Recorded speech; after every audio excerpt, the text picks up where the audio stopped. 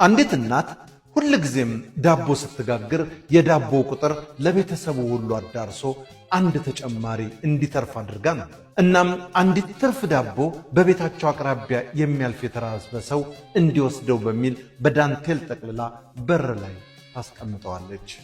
አንድ ጀርባው የጎበጠ ሰውም ዘወትር እየሄደ ዳቦውን ወስዶ ይበላ ነበር። ለብዙ ወራት ያቺ ሴት ዳቦ ማስቀመጧን ሰውየም ወስዶ መብላቱን ቀጠሉ።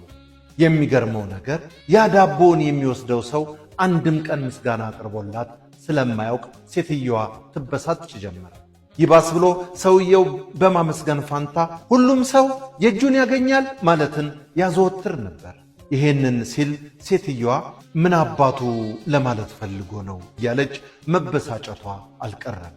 ይሄ ውለታ ቢስ ማመስገን ሲገባው ጭራሽ የእጇን ይስጣት እያለ ያሟርትብኛል፣ ቆይ ልኩም ባላሳየው እያለች ትዝት ጀመረ።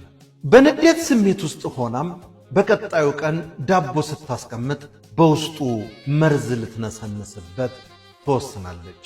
እንዳይነጋ የለም ቀጣዩ ማለዳ ሲመጣ የጋገረችው አንደኛው ዳቦ ውስጥ መርዝ አድርጋበት ልታስቀምጥ ስትል እጇ መንቀጥቀጥ ጀመረ። ራሷን እንደምንም ልታደፋፍር ብትታገልም አልቻለችም።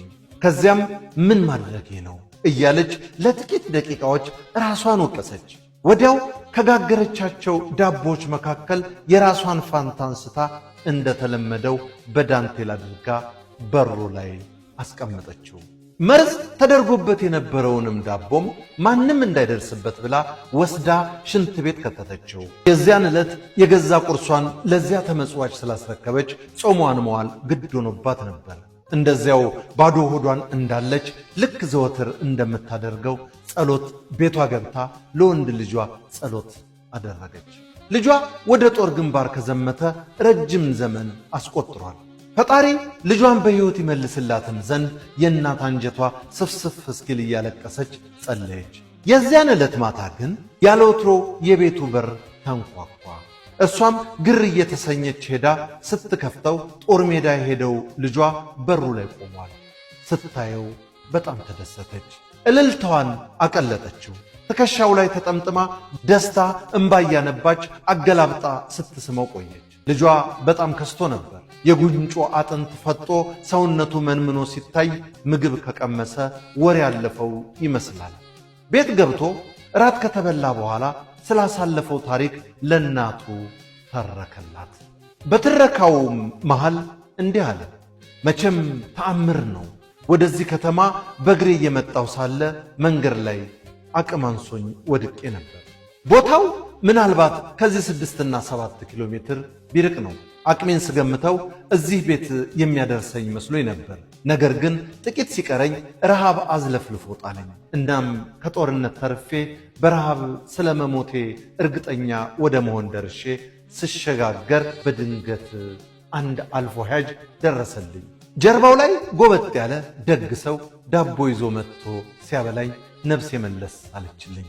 ታዲያ ዳቦን ሲሰጠኝ ምን እንዳለኝ ታውቂያለሽ? እናት እንባዋ በጉንጯ ኮለል ብሎ እየፈሰሰ ምን አለህ ልጄ? እኔ ምን አውቃለሁ፣ አንተው ንገረኝ አለች። ልጁም እንዲህ ሲል መለሰ።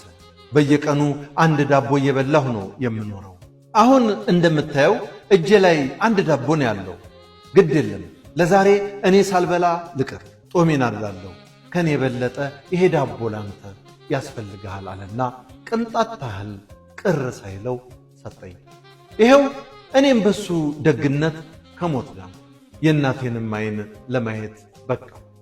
ይሄን ሲናገር እናት እንባዋን ፍጹም መቆጣጠር አቃታት። ያ ሰው ሁሉም የእጁን ያገኛል ሲል የተናገረው አሁን ገባት። ይሄኔ በንዴት ዳቦ ላይ መርዙን እንዳደረገችበት ቢሆን ኖሮ የገዛ ልጇን በመርዝ ገድላው ነበር። እሷ ጦሟን ውላ ለሰውየው ዳቦ በማስቀመጧ ምክንያት ያስቀመጠችው ዳቦ ምንም ሳይሸረፍ ሄዶ የልጇን ሕይወት ታደገ። አንዳንዴ ክፋት ስንሰራ ቤት ዞሮ ወደኛ እንደሚመጣ እናውቀው። ቀጥታ እኛም ባይነካንም በልጆቻችንና በምንወዳቸው ሰዎች በኩል ሂሳብ እንድናወራረድ ያደርገናል። በተቃራኒው ደግ ስንሰራ ለጊዜው የአእምሮ እርካታ ብቻ የሚያስገኝልን ይመስለናል። ነገር ግን እሱም ተዟዙሮ ከብዙ አደጋ ከብዙ መዓት ሊያወጣን ይችላል።